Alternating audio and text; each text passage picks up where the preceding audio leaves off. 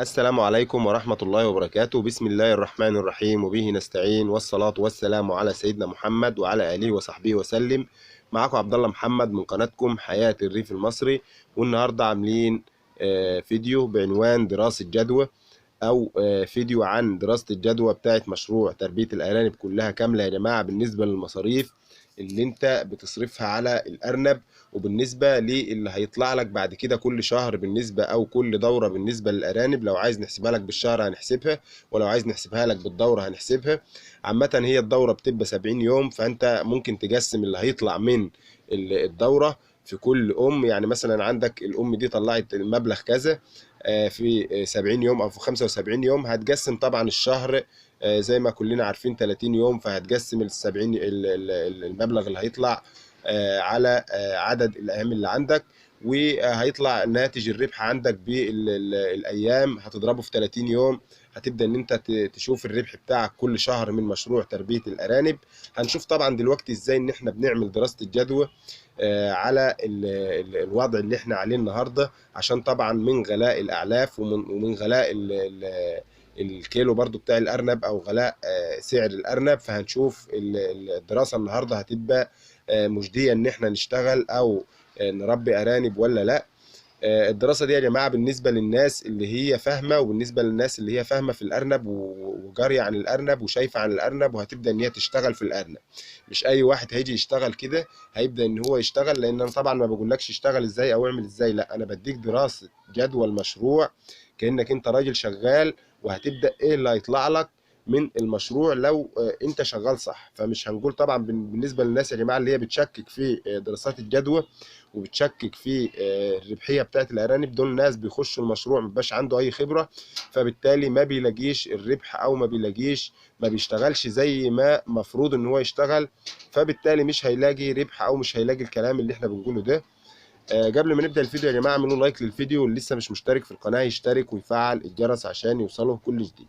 اول حاجه معانا يا جماعه هنحسب دراسه الجدوى ديت على ام واحده، وهنشيل الام ديت ربع اكل الذكر، وهنشيلها طبعا في المصاريف اللي قلناها بتاعه الادويه والعماله والكهرباء وده كله.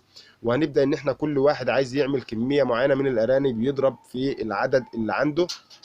اول حاجه يا جماعه الام اللي بتبقى شغاله معانا بتولد وبترضع وكل ده بتحتاج حوالي 200 جرام علف في اليوم.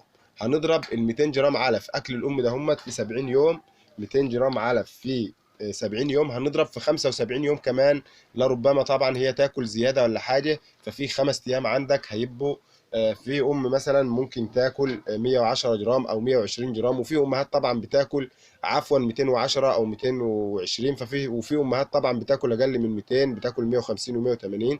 فاحنا هنعمل دراسه الجدوى على 75 يوم.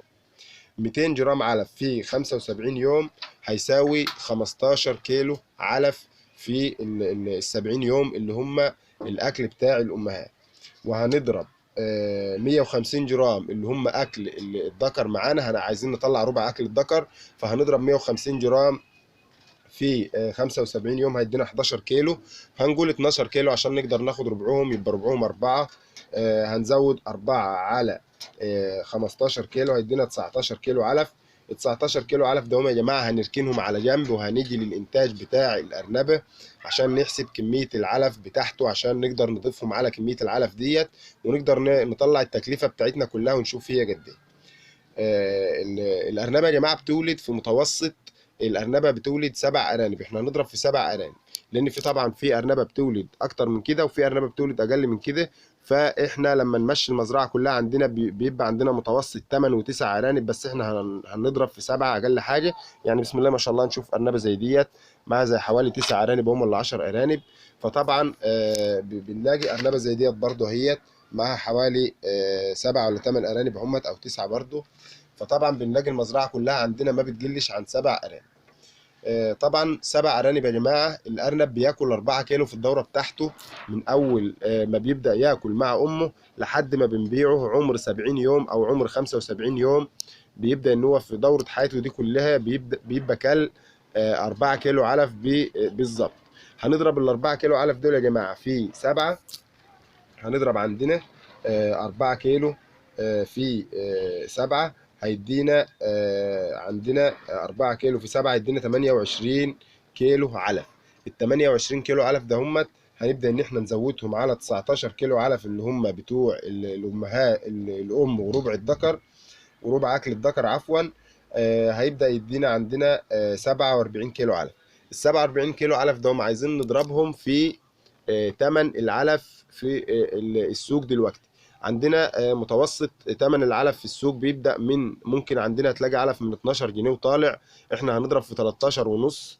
متوسط العلف عندنا فيه علف اقل من كده وفي علف ازيد من كده، فهنبدأ نضرب عندنا في 13 ونص كيلو العلف.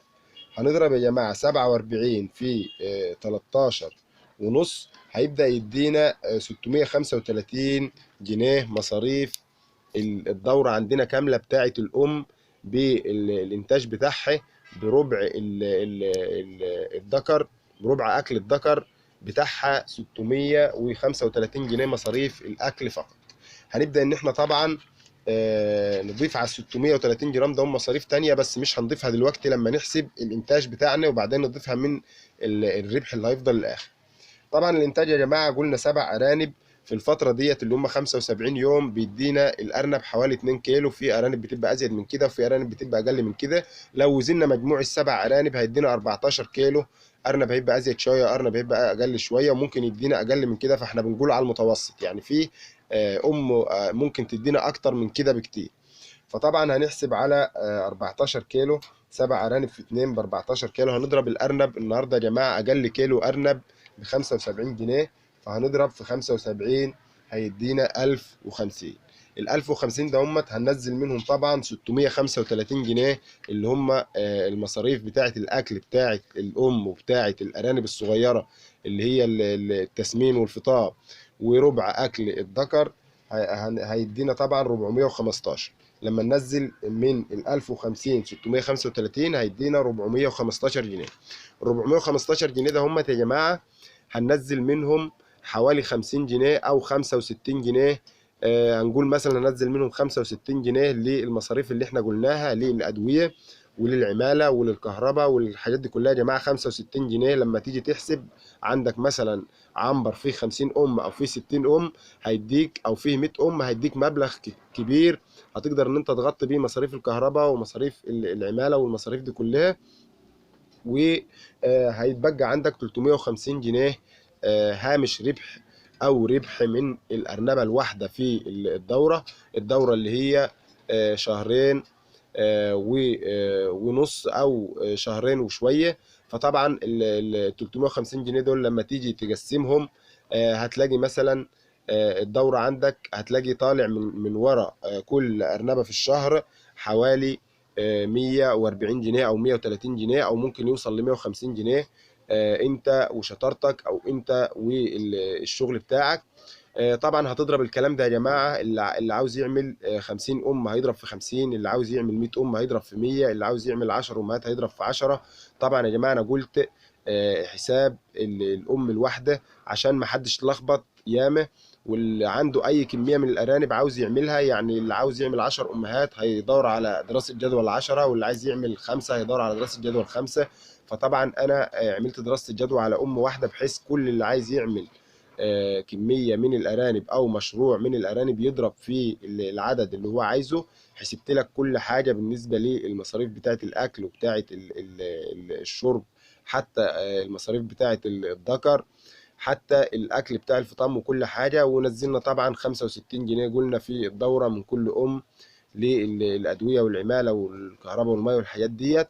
فطبعا غطينا كل المصاريف بكده. طبعا بنكون وصلنا لنهايه الفيديو. لو الفيديو عجبك اعمل لايك للفيديو واشترك في القناه لو انت لسه مش مشترك، وفعل الجرس عشان يوصلك كل جديد. والسلام عليكم ورحمه الله وبركاته.